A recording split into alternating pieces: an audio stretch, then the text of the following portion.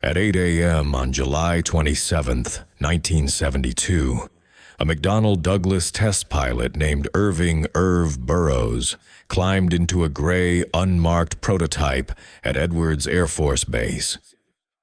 Burrows was no rookie.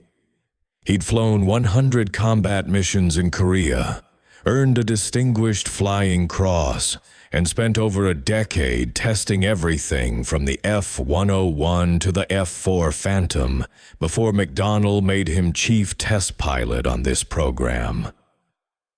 If anyone was going to find out what this airplane could or couldn't do, it was him. The flight lasted 50 minutes.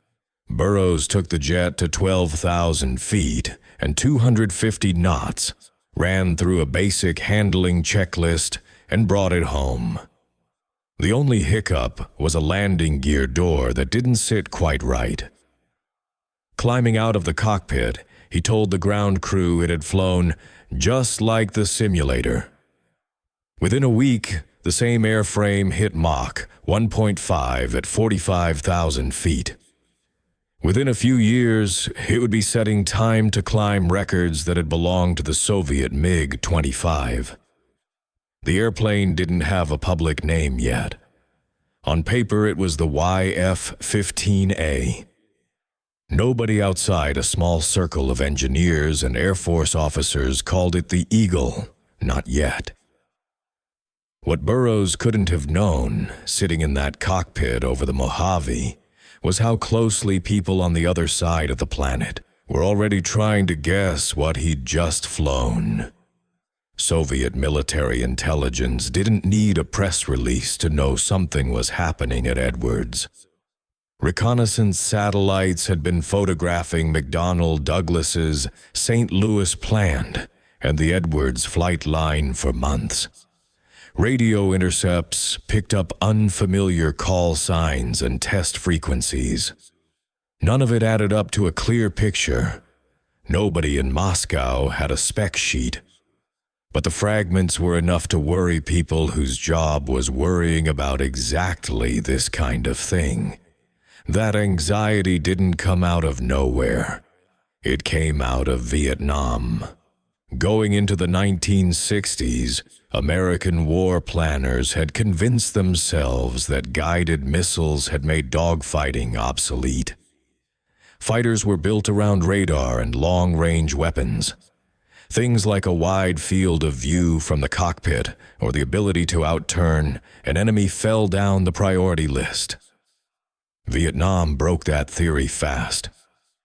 Rules of engagement forced pilots to visually identify a target before firing. No shooting at a radar blip that might be a friendly. Missiles that worked perfectly on a test range misfired or lost lock in the noise of a real engagement. Fights that were supposed to happen at 10 miles kept collapsing into knife-range turning battles where the old skills, energy, visibility, raw maneuverability, decided who went home. The Air Force's conclusion was blunt. The next fighter couldn't choose between electronics and dog-fighting ability. It had to have both at the same time, with no asterisk. Adding to the pressure was what the CIA and Air Force intelligence were reporting about Soviet aircraft. The MiG-21 was already fast, cheap, and simple to produce in huge numbers. Word was that something newer, more range, better radar, better missiles, was coming behind it. Analysts weren't always sure how good the next Soviet fighter would actually be, and that uncertainty was its own kind of pressure. In a Cold War standoff, betting on your opponent staying mediocre was a good way to lose a war you never saw coming. So in 1965, the Air Force opened the FX competition, a fighter that had to clear Mach 2, outclimb anything in the sky, carry serious radar, kill targets at long range, and still win a turning fight up close. Engineers on more than one competing team said privately that hitting every requirement at once was close to impossible. Speed added weight. weight hurt turning. A bigger radar meant a bigger, heavier nose.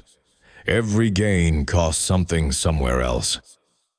McDonnell Douglas's answer was to stop trying to be good at everything and get serious about one job: winning control of the sky, full stop. Big wings for lift and agility. 2 engines, partly for thrust, partly so a single failure over enemy territory didn't mean ejecting. Oversized tails to keep the jet controllable at the edge of a hard turn. Every line on the airframe pointed at the same idea. Whoever was flying this thing should never be the one who has to react first. By the time Burrows lifted off that July morning, years of decisions like that had gone into the airframe under him. What nobody on either side of the Iron Curtain knew yet was whether it had actually worked, whether this jet was a real leap or just an expensive, incremental step dressed up in secrecy. Moscow would spend the rest of the decade trying to find out.